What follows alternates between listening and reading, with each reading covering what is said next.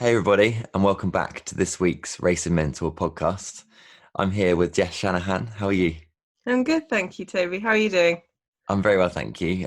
Been lots of fun the last few weeks. I've been at racetracks pretty much every weekend with the team SVG, so it's been super nice to be back. Although, be it a little bit weird in the paddock with the social distancing rules and stuff, it hasn't got quite the same feel as it used to, but certainly has been nice. Have you been up to anything much lately? So yeah, just it's all been about kind of onboarding my new member of staff, Rose, who some of you may have seen on social media by now.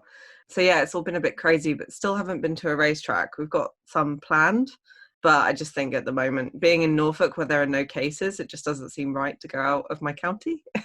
So hopefully I'll be able to get to one soon, even if it's just going along as I'm doing air quotes there, crew at a track day or something, and just staying out of the way just to see some cars and some people from afar, so I can get some pictures maybe. But yeah, nothing as exciting as what you've been up to lately, Toby. I'll roll on getting to a track there, Jess. But it's super excited news about Rose coming I in. know, I know. I'm so jazzed, and already she's been amazing. So lots of big plans and lots of big things to come. Yeah, massive expansion, right? It's super excited. Yeah. So this week's podcast, guys, is about sales tips. It's going to be a little bit of a kind of coaching session today because I'm still on my journey of securing sponsorship and growing as a racing driver. Jess has many years of expertise in sales and marketing, etc., and closing down sales. So thankfully today I'm with you, Jess, to shed light on that. But firstly, just want to just kind of pick your brains really, Jess, just to find out a bit about your experiences with sales. Yeah, sure. So my first ever jobs out of like college were sales roles, and I was rubbish at them. I was so incredibly bad. It's not even funny. One was working for a photography company where I would literally stand in like shopping centers and accost people. So you can imagine why that was awful. And then the second job was working for Auto Trader slash Ad Trader. It wasn't as bad, and I did kind of get the hang of it, but it wasn't particularly nurturing. So I learned really basic sales skills there, but no one ever taught me about qualifying a lead and how to close a sale. We were just given scripts, so I didn't really learn much. I just, had to speak to angry people on the phone because I was cold calling, which I hated. Yeah. And then I moved into PR after a couple of small marketing jobs. So moved into PR, and actually the sales process of selling a story into a newspaper, for example, is actually quite similar to the sales process of like selling a thing. And I learned a lot more there than in the actual sales roles. And then it was kind of, I guess, when I started my business in 2012, I had to become everything. I had to be an accountant, a salesperson, a marketing person, CEO, everything. So I had to really learn on my feet about, well, how do I get clients? Once I've got them on the phone, what do I do? So it kind of evolved from there. And I think running my business was really the best training I could have ever had in sales, because I really love being thrown in at the deep end and just working it out. That's kind of how I learn best. Yeah, just got to get on with it, right? Yeah, yeah, exactly. Like it was that, or can't pay my mortgage, so I kind of had to just roll with it. Yeah, it's a lot of pressure for sure. Mm, But I think sometimes, like you say, just get thrown in the deep end's the best way. yeah, yeah, I mean, I've absolutely. got very little experience in sales in terms of one of my jobs many moons ago. I worked at a high street bank, and it's very much a sales kind of industry. And I struggled for sort of the best part of half of that time I was there, partly because of what you said early on, Jess, with just no real good coaching or no real help and Yeah, support of how to actually do it. And it wasn't until I sort of built kind of rapport and a longer term relationship with the customers that I was selling to that eventually I was starting to sort of do well. And I think when we look at sales, kind of rapport building, like you've sort of spoke about in recent webinars, is a big part of that, Jess, don't you think? yeah, I think so. And I think this is why you're naturally good at this sponsorship stuff, Toby, is because you find it quite easy to build a rapport with people because you're just naturally friendly and chatty. And I actually think that's the biggest thing about sales. Like we can talk about qualifying questions and how to close the deal, and how you follow up, and the right questions that you should ask at the beginning of a relationship and the end of a relationship. But realistically, someone likes you, they will buy from you. So the biggest thing that anyone can do to make a sale in sponsorship or otherwise is to build a proper relationship and rapport with whoever it is you're trying to sell to. Mm.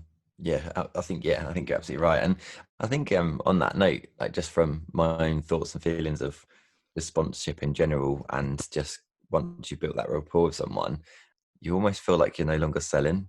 You're actually just trying to help them. And that mindset thing that I've got kind of, I don't know, that kind of helps me. I think I never feel like I'm selling something to someone. Um, I feel like I'm becoming, their friend, and I'm trying to help them, and this is the service I'm offering to help them. Yeah. So that's kind of my mindset thing. I don't know if that's a tip or I'm not sure, but that's kind of how my mindset works. Yeah, and I actually think that that I would say there are two big sides to the sales process. It's creating that rapport and that relationship so they like you, but the other is showing that you can provide value. And actually, if you're chatting to someone like a friend, you're finding out what they need and working out how you can serve them and help Yeah. them. Then of course they're going to want to work with you. And a lot of businesses who say, oh, we can't afford that, or it's too expensive, or we don't have the money, probably don't see the value. Because if you can show value in such a way that a business is sure they're going to get the benefit from whatever it is you're offering, it's a no-brainer to spend money with you.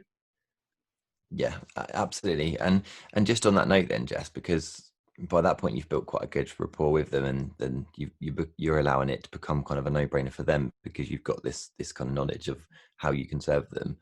During that process, what are the kind of key things to ask to kind of help you understand that?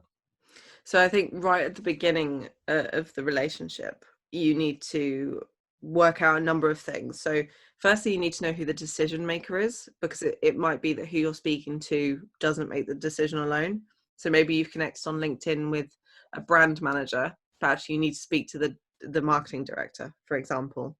But you can use that brand manager and the person that you've built a rapport with as like an in with the decision maker, because a referral is so much stronger than just starting again.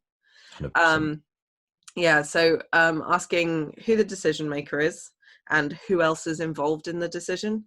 Because in big companies or with large sums of money, there might be a board, there might be, a marketing agency, there might be, a whole marketing department, that these things have to run by. So by asking these questions early on, after you built a bit of a rapport, it's much easier to know like what the next steps are for you. So you don't want to be like, well, hey, I've got the buy-in from the marketing director, only to find out that you need to get the buy-in from a board, which can really really like slow down the whole process. So if you know early on that there's a board involved, you can maybe bring them into conversations earlier on, or you just know that it might take 6 months instead of two, because these things move slowly at that kind of size of a business. I also think it's really, really important, and I know we've kind of almost talked about this to death, but finding out what the business's needs and goals are. So the easiest way to put this is, what's their pain point that you can solve? So is it that they're not reaching people in, a new location? Is it that, they're not making enough sales of a product? Is it that they want to grow, but they haven't, that their marketing hasn't quite got them there yet, and they could use some race car marketing? All those kinds of things. So once you know what their pain point is and what they're trying to do, when you offer up, car at trade show, hospitality, all that kind of stuff, you can figure out the benefits of the stuff that you're offering based on those goals as well. And I know you do this, Toby, as well. I know this kind of comes quite naturally into your conversations with people. So I don't know if you've got any kind of examples of how you've talked through these things early on in these kind of sponsor conversations. Yeah, I mean, I'm right in the middle of that process right now, Jess. I've got 3 or 4 new potential sponsors for 2021, and that I've got very far with so far, and we're currently negotiating deals and contracts together, and hopefully all that comes good. But I think on that note, it just revolves back to the episode we did around kind of features and benefits. Once I can understand what that business wants to do, like you've just said, and what struggles they've got currently, because we've got so much as racing drivers that we can offer to a company. We haven't just got a billboard, we haven't just got, you know a, a sort of online space. We've got so much potential for them, that you're just trying to figure out, okay, well, this sponsor's told me that they want to entertain their most loyal staff because they reward them because they want them to continue doing the effort and putting in the hard work they have done. So you can then pick out the features of what you've got as a racing driver, like for example, hospitality at a racetrack, and you can look at how you can elevate that particular feature to make it work as a benefit for them. And I really love that part, Jess. I'm always I'm always texting you through the Podium Club, aren't I, saying, all right, Jess, this is the situation, this is what I thought about, what are your thoughts on it? And I really love that process of actually looking at the sponsors' needs and their goals, and actually how you can kind of bring all that good stuff together to offer it to them. I really enjoy that. Yeah, absolutely. And actually, if anyone's interested in this, listen to the features benefits episode, but also the thinking outside of the box episode.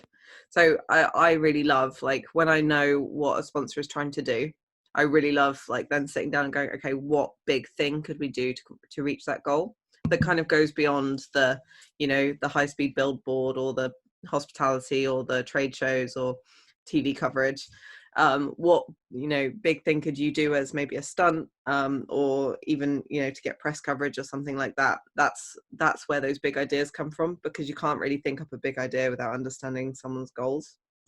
Yeah, and I do exactly that. I write down the kind of the more basic ones to start with to get my kind of brain thinking, outside the box.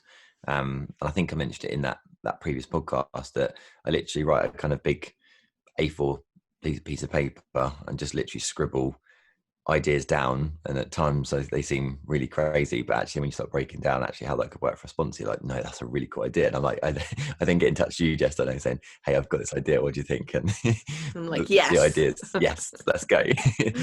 And it makes the whole sales process far less salesy, for example, because you're not having to sell, okay, we can give you ITV4 coverage.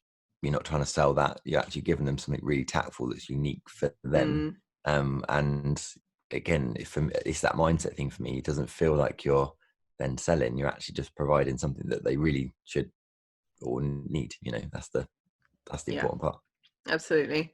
So I guess the next thing that people want us to talk about would be how to work out if the business has got enough money. So a really important piece of this puzzle is to ask qualifying questions. So you should already have a sense of whether the business has millions of pounds of turnover or maybe only hundreds of thousands of pounds, which should give you an indication of, the kind of money that you should be asking for.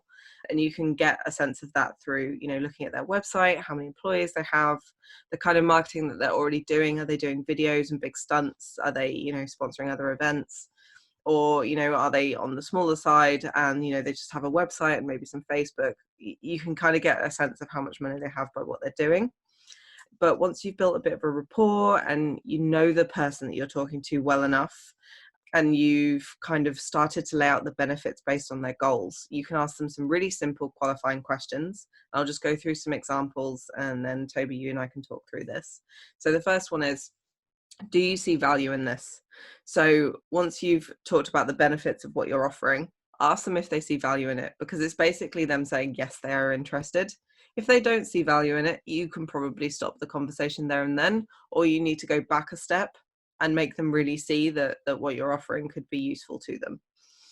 From that point, they might ask about money, or you might just offer this information. So you can say other partners pay between X and X. So other partners pay between 10,000 and 20,000 a year for similar kind of, schedule of work. And then you can ask something like, is that what you were expecting? So you're just giving them, you're kind of managing their expectations for that point when you send a proposal and it says 20,000 on it for the year. So that's kind of the one that I always use, because you're giving a ballpark. But then I also really like to do something called anchoring, where you go in really high, and then when they say, wow, that's too expensive, you go, okay, we can do it for a lot less by tweaking some stuff. So I really like that as kind of a sales tactic. And then another question you can ask, if you either don't have partners, or it's very, very varied, or this is the biggest sponsorship you've been ever going for, you can ask, how much have you spent on similar value, or how much have you spent on kind of similar marketing efforts? You can then get an idea of, have they done, a big event that cost £100,000, well, that kind of gives you an idea that they might spend £100,000 on you, or even 50 or 20 or whatever it might be. So Toby, have you ever been through any questions like this in your sponsorship journey? Yeah, exactly those, Jess. Pretty much. I've used your advice before, and it's been so, so beneficial in the sort of final closing parts of the conversations, because the bigger one for me, I think, was just the fact that, do you see value in that? I feel that the sponsors that I've had in the past, and the ones that I'm currently talking to, as long as they see the value, usually they find a way to afford what you're offering. Because if it's so good that they're just like, we don't want to miss this, because this would be amazing for our business, this could help us gain this much revenue, that in their own minds they're already thinking about, wow, this, how much is this going to really help us out, and as long as they see the value in that, and having that discussion by just asking, do you see value in what I'm offering, the conversation goes in quite a tangible way, that you start talking about the real nitty-gritty parts of sponsorship, and that you get them thinking about how it can work for their business. And I love that part of the conversation. So when it comes down to then qualifying them as a sponsor, once they've got that, yes, there's value for us, this is awesome, and they've got that excitement, if they've then got marketing budget available, then it's quite an easy conversation to flow into, this is what it costs. If it's slightly out of their reach, you can then start narrowing down, like, what elements of this proposal provides the most value for them, so that you can then tailor it and make it affordable for them. And yeah, my experiences with that have been great. My 2019 sponsors, I remember struggling to close down one of my sponsors last season, and it was a little bit tricky. But once I actually started asking them what value they've got from this, or what they could get from this, it was soon a pretty straightforward conversation to have them as a sponsor. And I was so proud to have them. And currently this season, with the guys I'm currently talking to, this has now led for me to now form a proper proposal, and hopefully a contract signed, because they're really excited about what I'm offering them. So without going into too much detail with what I'm doing this season, but those kind of questions have definitely helped me with regards to kind of getting to that point of closing down the sale. And yeah, it's amazing.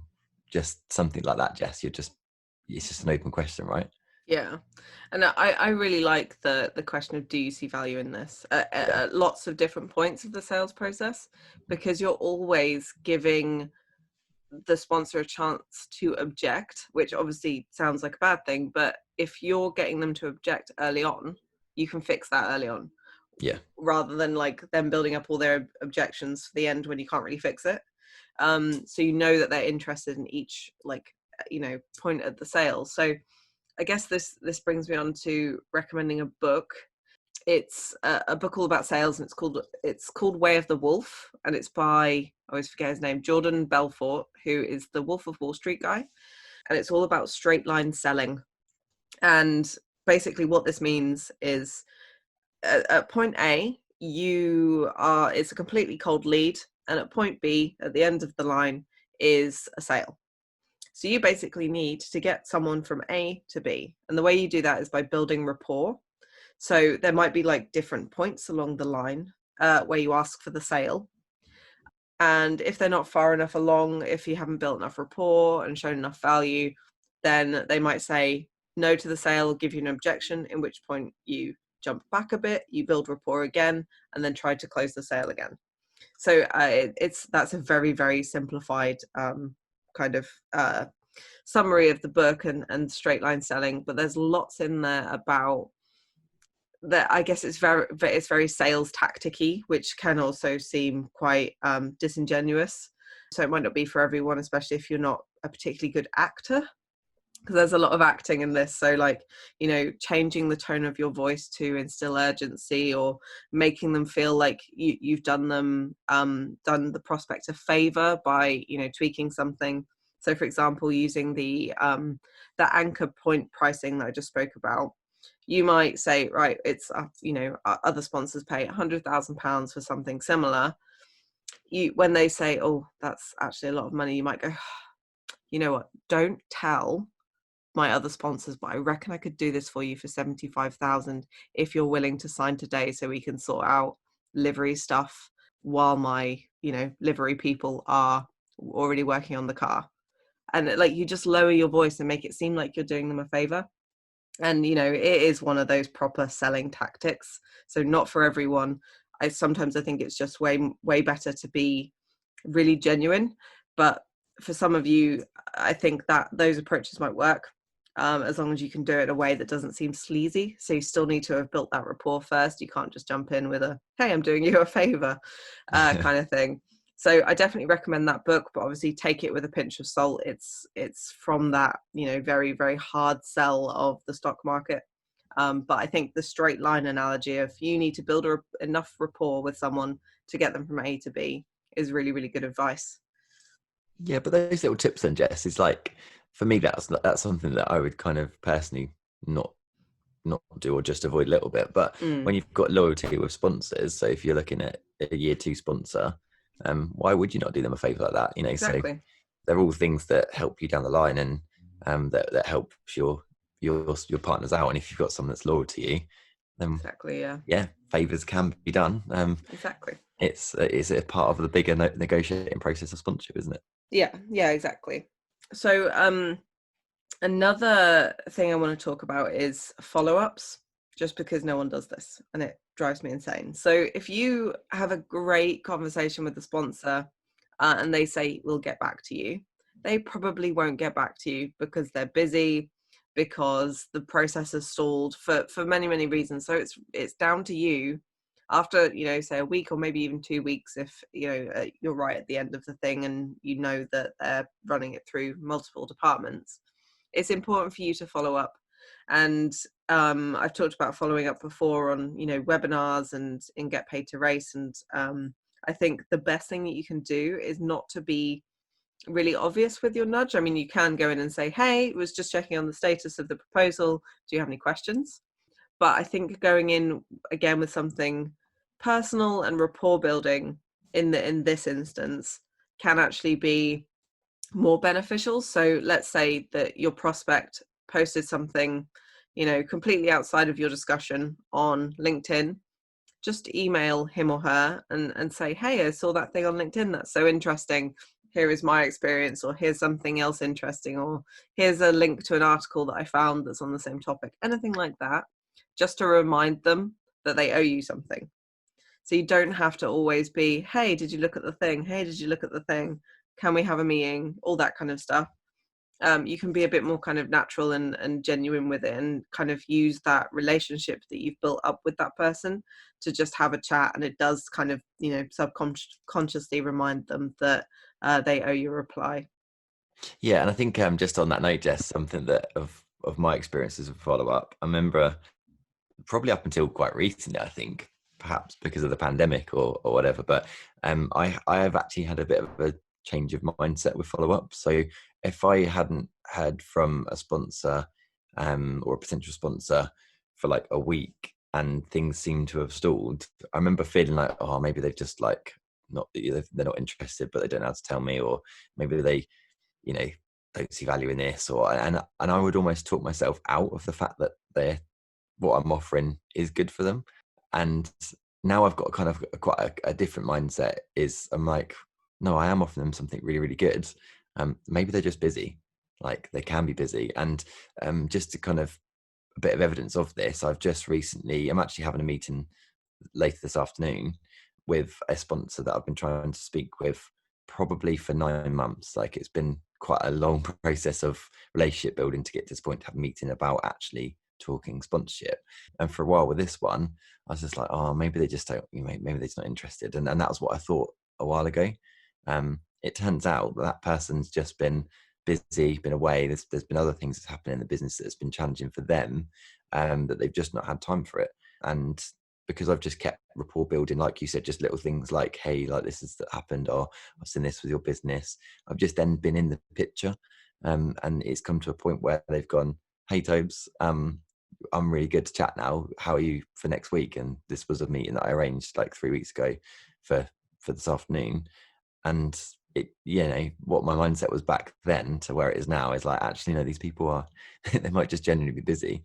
So I think there's kind of like a mindset thing with follow-ups, Jess. I think it's easy to talk yourself out of it. Mm. But there's lots of like easy touch points you can have with a potential partner or sponsor to actually bring the focus back on what you're offering. And they may genuinely be interested, but could just have other reasons to not get back to you right away. Yeah, absolutely. And as someone who owns a rapidly growing business, I'm not even that busy. I purposefully make myself not busy, but emails always fall, and certainly social media messages as well, always fall to the bottom of the pile.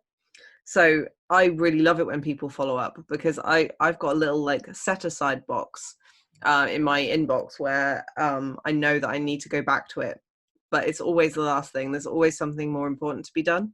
So when someone follows up, I always say to myself, right, just reply there and then. Whereas when the first message comes in, I go, yeah, I'll do that later.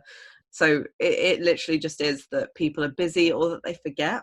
And you need to just not take it personally, and just make sure you stay top of their mind by sending them something of value, or, just checking in with them. Yeah, we've all done that, right? I've read text messages from friends or family before, read it, think, oh, I'll reply in a little while, and then completely forget, and then text you Yeah. going, oh, hey, Tobes, what did you think of this, or are you free like tomorrow? And I was like, oh my god, I didn't actually, Yeah. I didn't ever reply, and It's it's a easily done. perfectly usable mistake. But like again, I remember not getting replies early on and thinking, I literally talked myself into the fact that they're just not interested, when actually following up, and sometimes that means more than once, and some, it meant that it actually was. But here we are now. I've got meetings because I've followed up with a positive mindset. Yep, absolutely. And yeah, I always think that you shouldn't stop following up until they tell you to go away. Because if you follow up enough, they'll just say, really sorry, I didn't get back to you, we're not interested. And then you can close that, line in your spreadsheet, and you can move on to the next one, or Yeah, however you track. So let's talk about closing the deal, because this is often like the hardest part. It's easy to make friends with someone in a business, but to make them give you a large sum of money is often a lot harder. So I'm going to give you some kind of just like things to say that help close the deal, because actually the biggest thing that you can do is just ask for the sale, but also listen out for, buying signals, which I'll get onto. So here are some things that I have asked that have worked in the past. So based on what we've discussed, do you see value in this? If they say yes, then you can ask them for the sale. So if they say, yes, this sounds great, you can say something like, okay, fantastic. What does your diary look like to have a final meeting to get a contract signed? It can be as simple as that. If they say no, then maybe you need to take a step back, go back to benefits, and kind of repeat the process again before you come to asking another closing question. Another good one that's slightly less direct is, what steps do we need to make this happen? So if they've said they're interested in a proposal, they know the cost, they know the benefits, they know everything that is going to happen, timeline, etc.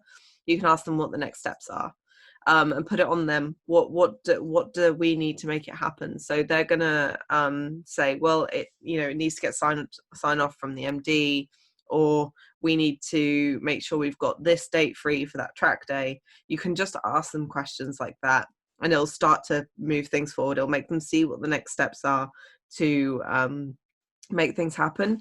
Again, you can do something really direct, like say, okay, let's get the contract signed on Wednesday, and then my next step is to sort out livery, or to arrange that track day, or to whatever it might be that you need to do next.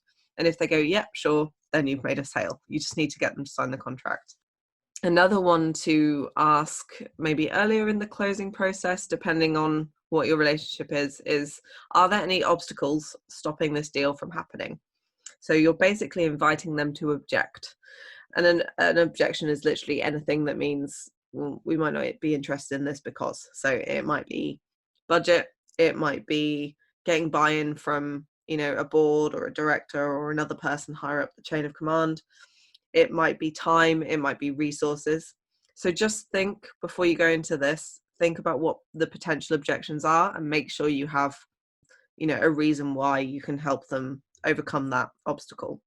So for example, if they say, oh, we're not really sure we have the resources to activate this sponsorship, you can then say, well, actually, everything that I've put into this proposal makes it really easy for you. So we'll send pre-made social posts for you if that makes life easier. All that kind of stuff that basically will help overcome that obstacle. Make sure you have it ready to go. It might be that they come up with stuff that you haven't even thought about and you have to go away and maybe tweak some stuff, but that's fine. That's part of the process. So I think being really clear about what you want, but also working out what the next steps in the process are, is really important for like the, you know, closing the deal. And Toby, I don't know, I know you're in the midst of a few big deals at the moment, but in your past experience, have you been through any kind of closing process like this? Yeah, my sponsors last season, 2 or 3 of them was quite large for my first season of racing, and I remember closing those deals and my heart was racing. Like literally I was so excited and nervous and all the kind of mad emotions that came with it. Mm, um and yeah, it was a big scary and big ambiguous kind of like thing, right? The closing the deal is a big moment, and you've done all this preparation, you've built all this rapport up over time, and you're finally getting to that point where you're like, right, let's do this, this is happening. And you've then got to kind of make sure you then deliver everything you spoke to them about, and you've got then to be accountable for obviously that moment in time. And those kind of questions, yes, is exactly kind of what I used before. mm, Fortunately for me, I did have quite easy closes with my sponsors. yeah. It was very much just a case of, you know, is this all good for you? Basically, I just kind of was really quite casual about it. And they said, yeah, like let's go ahead and let's get on with it. This sounds really exciting, because it was actually quite an easy close at the time. I think because I'd gone through in so much detail about how much value is that there is for that sponsor. There's so much benefits for them to be involved, and we already had this kind of like structure of how it's going to work, and there was so much detail leading up to that point that, and I had such a good rapport with them, that when we come down to closing the sale, it was almost just like just done already, if that makes sense. Although I Mm, didn't know it, it was almost done. It was almost like, yeah, we need to be getting involved with this. So when I then asked that really simple question, it was pretty straightforward. But at the same time, I've had no's. I've had got to this point and I've had no's, and yeah. I've had to look at how I can deal with them objections. One of them was actually very recently, but it's completely understandable of exactly why that became a no after, I think it was 10 months of building a relationship with that sponsor, Mm, and we're quite sure they're going to be back in a year or so's time. yeah. It's just a timing thing with certain things that have happened. So yeah, I love this last bit. It's the scariest and Yeah. the most exciting part all in one. And I'm sure everyone listening to this has probably got that same thought and feeling of this last bit of, oh my god, right, okay, we're gonna close the deal, we're gonna get this done. Which way is it gonna go? And it is scary because you know what you're offering is really good for that person, because you wouldn't have spent all that time on planning it for their business and looking at their goals and stuff. And Mm. by that point, you know what you're offering is really good value, but obviously you've got to be sure that they see it and they're happy to go with it. And yeah, it's exciting, Jess. So how does the thrill of closing a big sponsorship deal feel compared to like the thrill of getting a podium? Do you know, it's really similar. I think Yeah, I bet it is. it's really similar. I think when you get in when you get a podium, you're obviously you're like absolutely shattered, hot, sweaty, stressed. Everything's gone on like 100 mile an hour. So it's slightly different, but it's, you know, it is a win, and I really enjoy. Obviously, I love racing, I love motorsport, I love competing, but I actually have found out how much I really love the business side of motorsport, because Mm, if I can get wins for my sponsors in terms of business wins, not, this isn't podium wins, it's actual business wins, like I get excited by that. Even now with my recent partners, that I'm not racing, but I'm still getting wins for them. I'm still attracting business. I'm still like working with them because we've got this little plan together that what we're trying to achieve. And I get so excited by that, Jess. Like I still celebrate it. You know, I still don't quite spray champagne around the house, but but you know, I get excited by it. And just like when you secure a sponsorship deal, I remember my first one that I secured, my first 5-figure sponsorship deal I secured. And I remember literally coming up with the meeting, I'd contacted Katie, my partner, and just like, you know, we've done it. It's amazing. Like, this is happening. But you was the second person that I rung. And I remember that conversation very vividly, and I was like, I can't believe it, Jess. I can't believe this is happening. And it was, yes, equally, I'm going racing, of course, because that's why I'm putting all this work in, because I want to go racing. But at the same time, I was like, I can't wait to get started with the sponsor. I can't wait to do all these things that we've got planned. And it turned out to be an amazing year with them, and it's just awesome. So I'm smiling now thinking about it, Jess. Me too. It fills me with excitement. And I kind of just yearn for more of that, because I feel even more confident now in my offerings as a racing driver and what I can bring to the table for partnerships. And yeah, I just can't wait to experience more of that. And obviously that was all kind of signed, sealed and done at the early part of this year, but unfortunately COVID knocked the door. That did put a little bit of a twist to the situation, but it's still there, it's still there. And yeah, here's to an exciting future, and I'm looking forward to getting involved more with this stuff. So yeah. Yeah, absolutely. So I just want to give one example, almost word for word, of a really easy sale that I closed, and they won't ever all be this easy, and it was only for 4 figures. But when I was looking for sponsorship for Get Paid to Race, there was someone who works in motorsport that I'd met at an event, and I basically thought he'd be a great sponsor. So I said to him via email, hey, I'm doing this thing. Here are the top level benefits of sponsoring the book. Are you free for a chat? And he said, yeah. We had a phone call. And I remember I was standing in my garden because it was a sunny day. And I said to him, so this is what we're doing. Get Paid to Race is going to be this, ultimate like motorsport sponsorship Bible. It's going to reach all these drivers. It's going to build on what Racing Mentor's done. Here are the top level benefits of being involved. Do you see value in that? And he said, yeah, that actually sounds great. And I said, okay, it's this much money.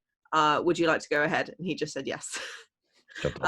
But I asked all the right questions. Like, at the start of the call, I'd asked him about basically what he was trying to do with the business. We caught up, all that kind of stuff. But I asked the closing question, and then I asked for the sale. And it will very rarely be that simple. Sometimes it might. It'll very rarely be that simple. But that kind of gives you a sense of what the process is like. And often, actually, I think a lot of people miss those buying signals that I mentioned earlier. So someone saying something like, oh, what kind of food would we have at our track day? They're already thinking about it as a definite. That's a buying signal, and you need to jump on that and go, it's this, we can send you a full menu, let's get the contract signed, and then I'll get the caterers to get in touch. And they'll go, okay, let's sign the contract on Wednesday, and you've made a sale. So you need to really, really listen for what a prospect is saying, because they'll tell you when they're ready to buy. And it won't be always as simple as, yes, I'm ready to go. Let's go sign a contract. But often it will be talking in the definite of when we do this rather than if we do this. Stuff like that is a really clear buying signal. Yeah, and just an experience on that, Jess, one of the deals I signed last year was around corporate track days. And there was like, oh, what tracks do we get to go to? So straight away I was like, oh, well, once we've got all this sorted, we can choose out of these tracks, and which one do you like? And then you've already, like you say, you've qualified it, haven't you? Yeah you can see that they're excited and ready to go. And again, that's why early on it's really important to get them thinking about what it would look like if they're already working with you, because it just gets them to that when we do this point a lot quicker. So before we go on to our driver of the week, I just want to give a few final quick tips. So the first one is always schedule the next meeting. So if you can avoid it, don't let them say we'll get back to you. Say, okay, let's schedule a meeting for 2 weeks' time. Does that work for you? They can always cancel it if they need more time, or it can be short if they need more time. But if it's in the diary, then it saves a lot of back and forth of, oh, when can we meet, etc., etc. So try and always do that there and then. So whether that's an in-person meeting in, the normal world, or whether that's a video call or a phone call, whatever it might be, always get it scheduled before you finish the current meeting. Make sure you ask a lot of questions. This is how you build rapport.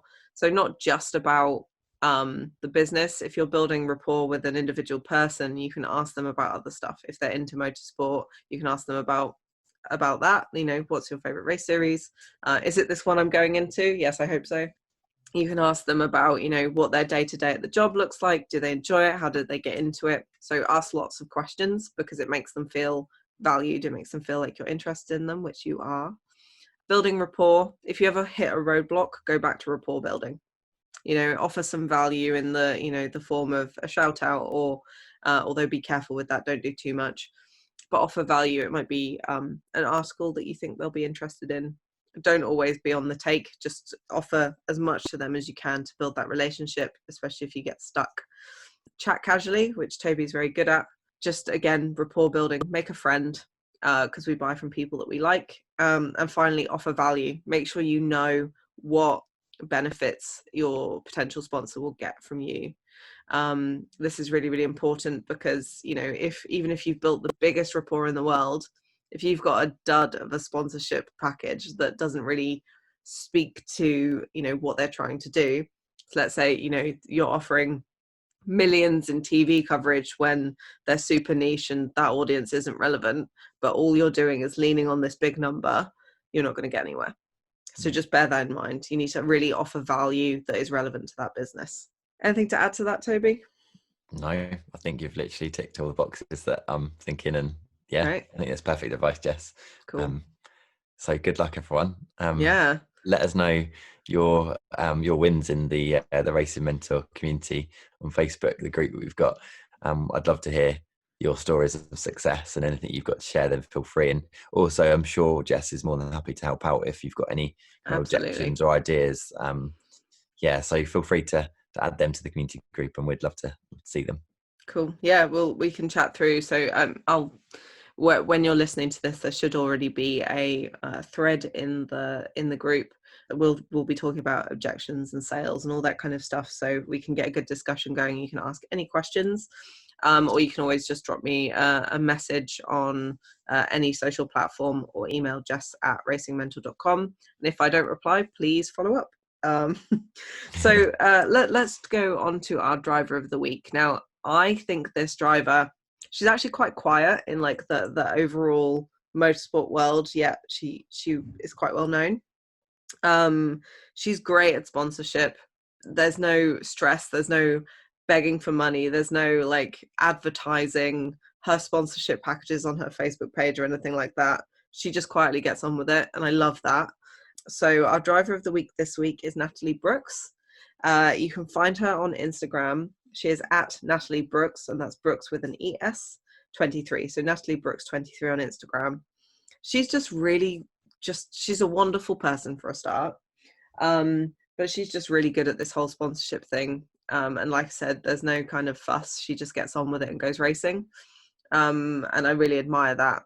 A lot of drivers kind of there's that like slight air of desperation around them, which comes usually from a lack of confidence. Whereas Natalie just, done, sponsorship, let's go racing kind of thing. And I love that. So give her a follow. She drives loads of great cars. She's got dirt bikes. She's a mother, which is super inspiring. And yeah, she just does everything motorsport with a whole bunch of style. And I really like that. Yeah, she's got a cool lifestyle, right? Like, yeah, ticks all the boxes. Massive congratulations to you, Natalie. Welcome to the club. Yeah. So next week we are going to be talking about sim racing, because I think lockdown has kind of got everyone onto a sim rig, be it like a homemade one or a professional one. I think that's kind of a good place for us to go. So we're going to talk about sim racing as a sponsorship tool.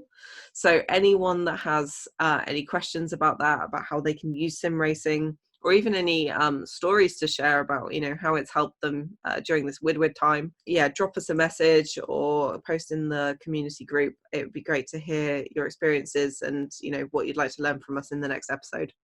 Sounds good. I look forward to that one, Jess, because sim racing is something that I'm looking to get back into. So it'll be a good podcast. But yeah, look forward to hearing your stories, guys. And thank you so much for tuning into this week's podcast. Hope it's been useful, and good luck with all your sales and closing down your sponsors. Absolutely. Thanks, everyone. And we'll see you next week. Take care.